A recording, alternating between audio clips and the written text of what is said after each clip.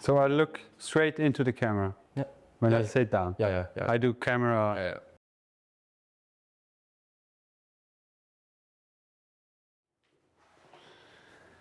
Yeah, I'm ready.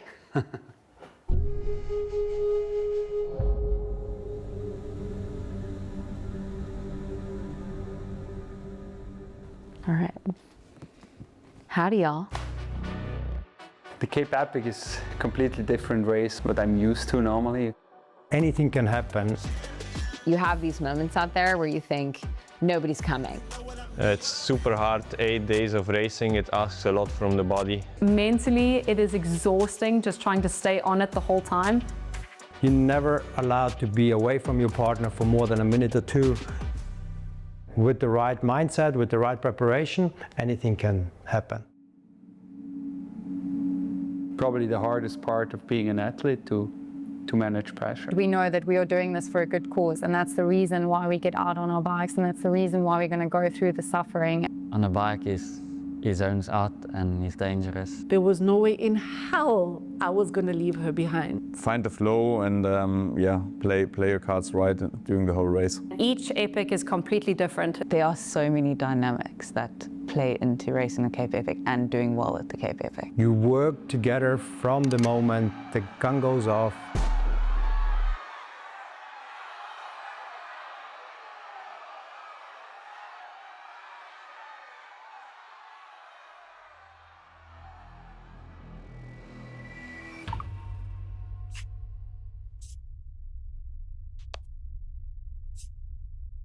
The fear that I had lately has become a really hard reality at the moment.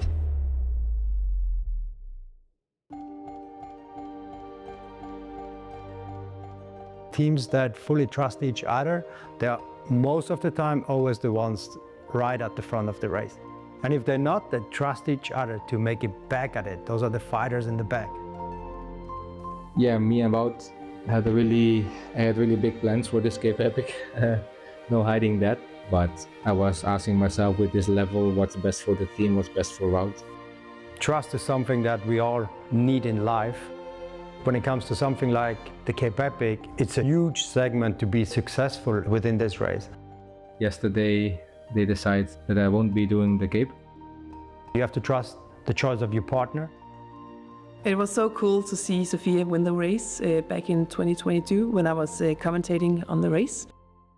I'm Annika Langveld. I'm riding for Specialized Off-Road in 2025. I'm very grateful and happy that she will be my partner for this year's race.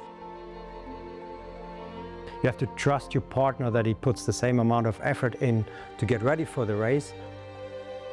Yeah, so this year it's going to be quite different, riding with the non-specialized rider. Hi, I'm Matt Beers and I ride for Specialized Off-Road Racing. And then once it starts, you have to trust that person every single minute you're out there racing at the highest level. Yeah, knowing the guy who rides in front of you, behind you, next to you, in and out is definitely an advantage. We are not forced to communicate that much, which keeps our tactic maybe a bit secret.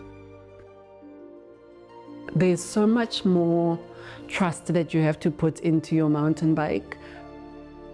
You're literally trusting that your bike will take you over those rocky sections. It will turn.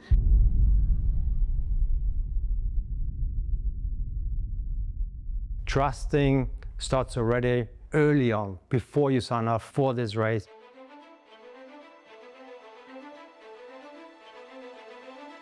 The secret to my success at the Cape Epic is that I find it very joyful to shape a new partnership with a partner that I haven't ridden with before. Candice Lill definitely stands out. I don't think people give her enough credit for how she races with her partner and bringing the best out in her partner. I don't know how many Apex I've actually done. I think it's around 7 or 8 or something. It's true that the more you win, the easier it is to put a lot of pressure on yourself. Many of those years were learning and cutting off proper hard.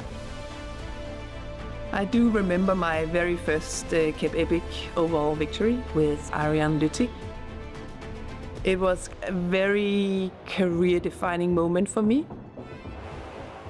We've learnt over the last 2 years what the team was lacking in. I think Tristan brings back also a fire within the team. Both of us are quite similar riders. He's cutthroat, man. If this guy's in the zone, stay the f*** away.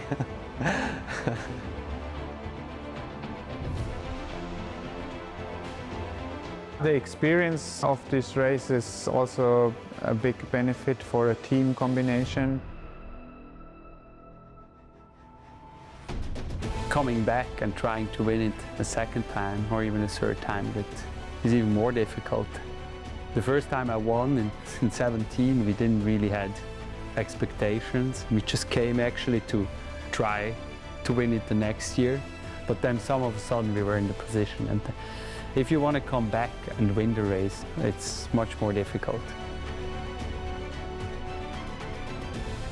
In the first edition, I had a feeling that no one took us too serious, so it was kind of easy. I mean, towards the end of 2022,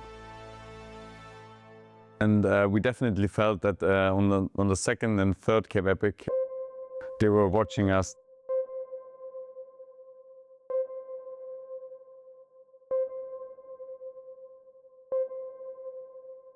Talking about all the big setups and the support structure and everything, that gives you a nice peace of mind, because you know, like, there's someone else that will help you out when something happens. But that does not mean that you can't show up here with very little experience, very little support, and still do very well.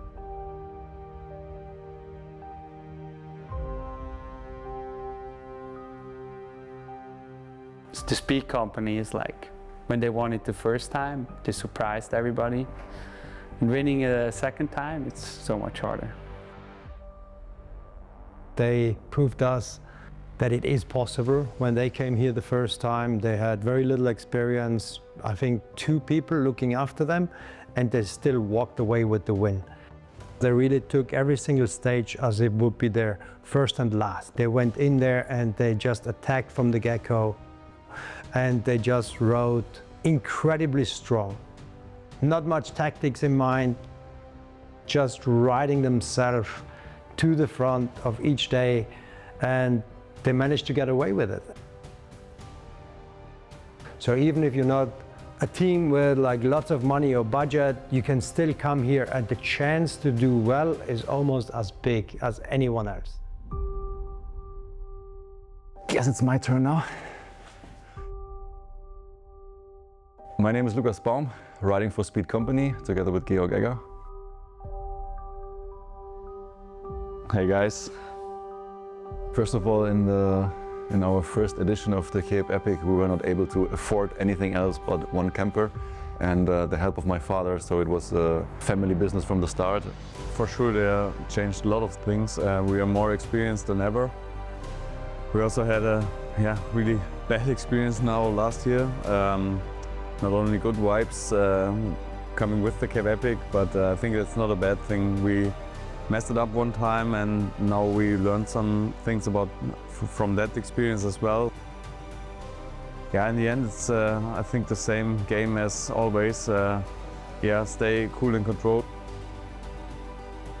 I think for 25, I think Georg and Lucas will be, I think they're hungry to prove themselves. They obviously, they can win, and they know they can win. With Georg and Lucas, they're both also really strong in the flats. Like when they're pushing and you get the little gaps opening up within the group, and you know, okay, now it's now or never.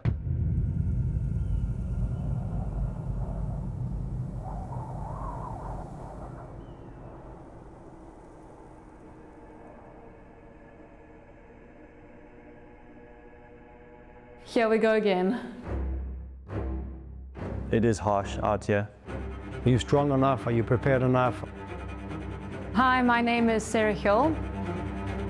The Epic has an amazing way of peeling every single layer off of you. So you come in ready, prepared, strong. You're like, you've got all your armor on. And then each day it just strips a layer off of you. Resisting like the terrain, I think that's a big thing in Cape Epic. I think our advantage is just being local riders, having raced around the region here. We sort of know the terrain, the set of challenges that comes with the terrain and the weather. Also managing yourself day after day. Yeah, it's unpredictable. It's, over so many days. When it comes to the equipment or the things that happen out there, when you're part of the staff team, you have very little you can do. Actually, you can do nothing. It's all up to the athletes to figure it out and to work it out. You can only prepare the stuff for them.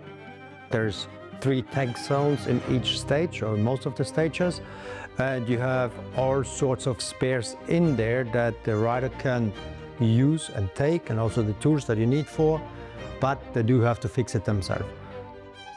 So each of those riders needs to have a very good understanding of their own equipment and also trying to improvise. The conditions also, is it hot, is it cold, is it raining, how's the field doing, how are the other people feeling, are there crashes, are there mechanicals, all those things you have to take into account. You need to go out there for battle. It's tough, everyone wants to win, everyone wants to be the macho man, and if you crack mentally and you let the wheel go, someone else is going to take the wheel and take that opportunity away from you, so you need to be willing to fight.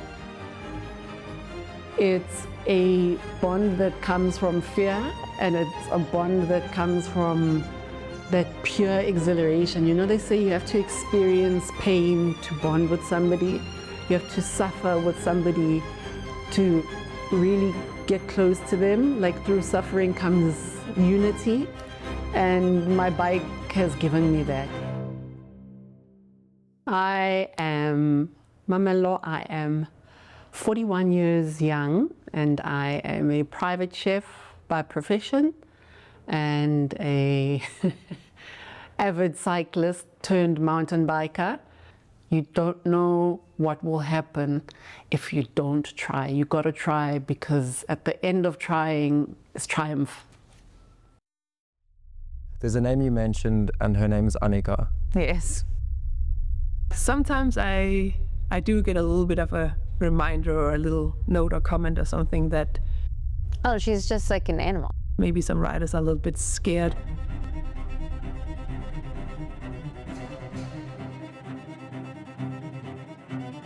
But yeah, you know, I'm just a human being. There's nothing to be afraid of. I think Annika is an absolute beast. She set the standard in my mind as, this is who I am, this is what I do, and this is how well I do it. I've tried many times before to go into a stage race with a partner that I did not race with before, or even ride with that much. I'm actually not too worried about it, because often, I mean, we're not rookies. We know what we're doing, and we have a lot of experience, and I feel like amongst teammates there's always a lot of respect, because you know you're here for a reason, because you're qualified for it, and all focus then goes into shaping a good partnership. Now, if I think about the Cape Epic, I mean, early stage it was always a battle between Christoph Sauser and Karl Platt, and then later on Jaroslav came in as well. And on the female side, Annika Langbart and Candice and Kate, and then there's so many that really stand out when you talk about the Cape Epic. But then also lately, Matt Beers and Nino Schurter. Another team which probably works good together is Nino and Filippo, I think, will be very strong. So I'm talking specifically about Nino. Yeah, hello everybody. I'm Nino Schurter, Swiss mountain biker.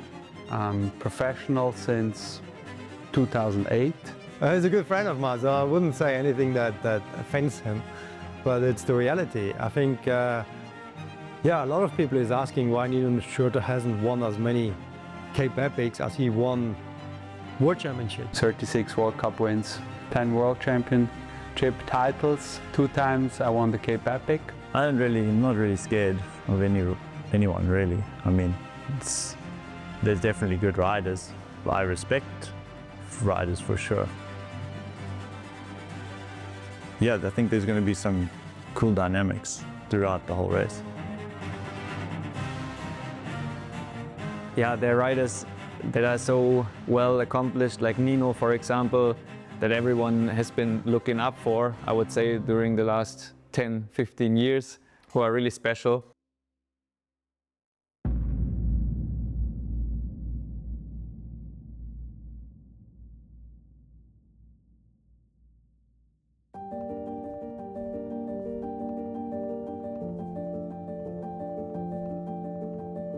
Not everyone spends enough time before the race to be able to read the body language.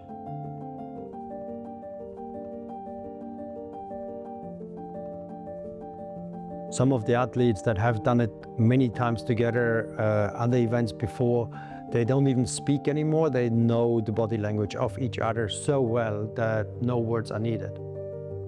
We are not forced to communicate that much, which keeps our tactic maybe a bit secret, or doesn't allow others to read our next moves. Just by the looks of things, we actually know what's going on in each other's mind, and makes it more efficient. I think non-verbal communication is sometimes more efficient than verbal one, in my opinion.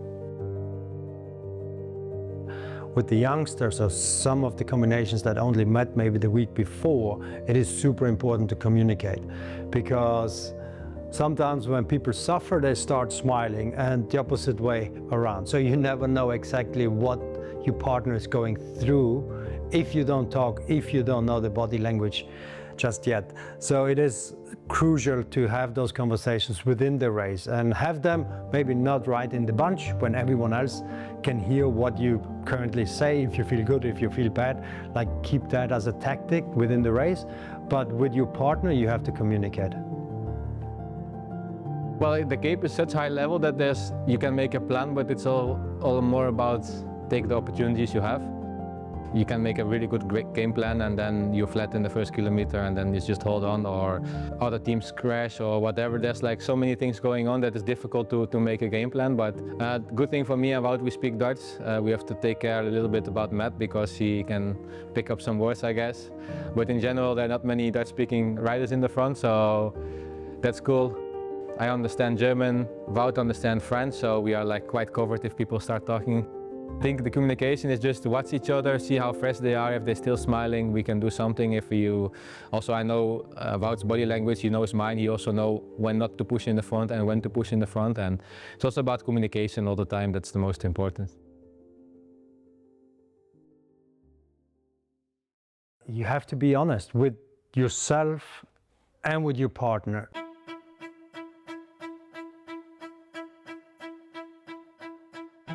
Something that people don't appreciate is the ability to say, I don't feel good, I'm not having a great stage, like you're having an off day, and to like communicate to your partner where your edge is something that XC racers are not used to doing.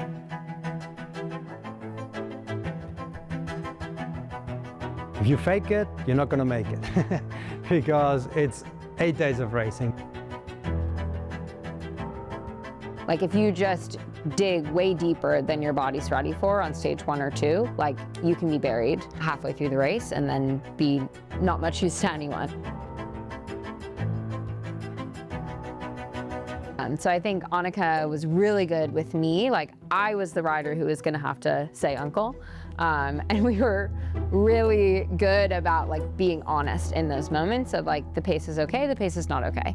And that I think was really used to our advantage. And there were a lot of places where because we paced well, I could push actually way harder than was expected over the top of a climb or in an attack. But if I had just kind of like hung on a little too long in other places, like I might have been done.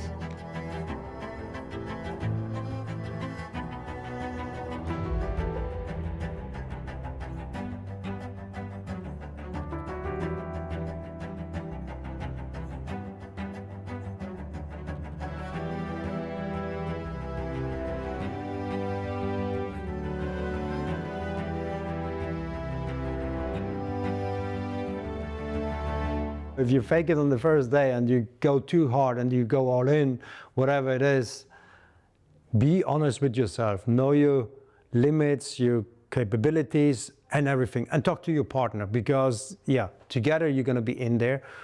So being honest is super important with everything.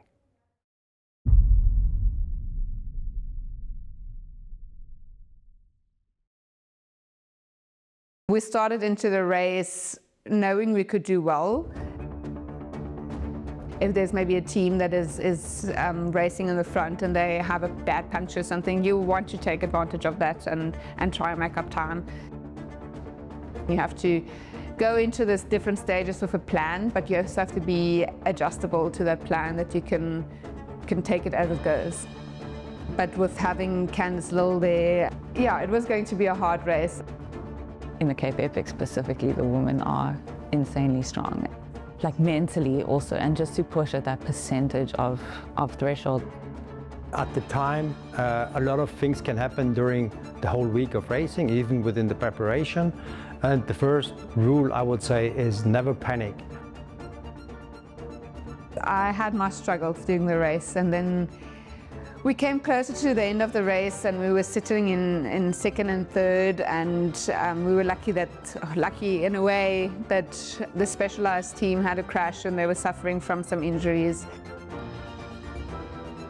See where you are, what you can do, how much time you have left to adapt or change certain things, because sometimes you even have to do that during the week or even during the race. You know, you have a mechanical, don't panic, don't cry, doesn't help, find a solution.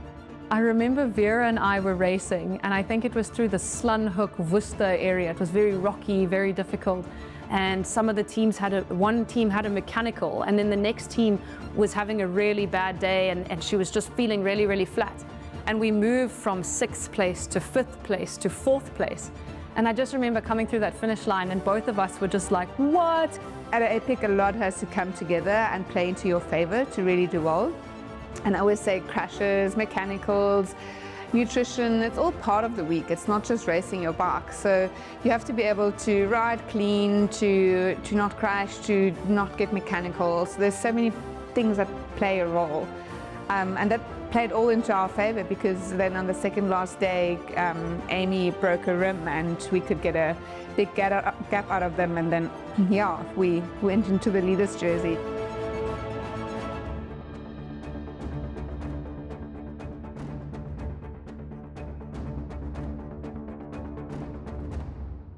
If you want to win the Cape Epic, you better be obsessed about it. What does winning mean to you? Oh, that's such a stupid question. Think about it, dream about it, but put the hard work in, otherwise it's not going to happen. Just don't be lekker. Winning is being consistent with myself and honoring myself and my body every single day, waking up. Winning is getting out of bed when I don't want to get out of bed. It's a super hard task, but I mean, we are racing one of the best races in the world, and I think after everybody is super happy and it's all worth it. I mean, winning it's great, it's fun, it's what we work for, it's what we train for, but it doesn't define you. You can win races and you can win at life. Those are two different things.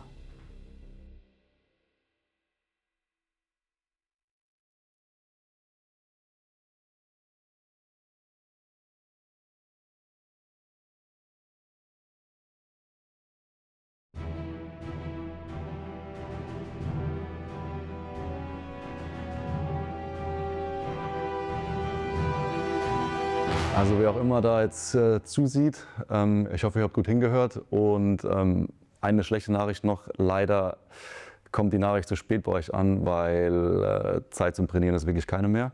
Also sehen wir uns dann am Start.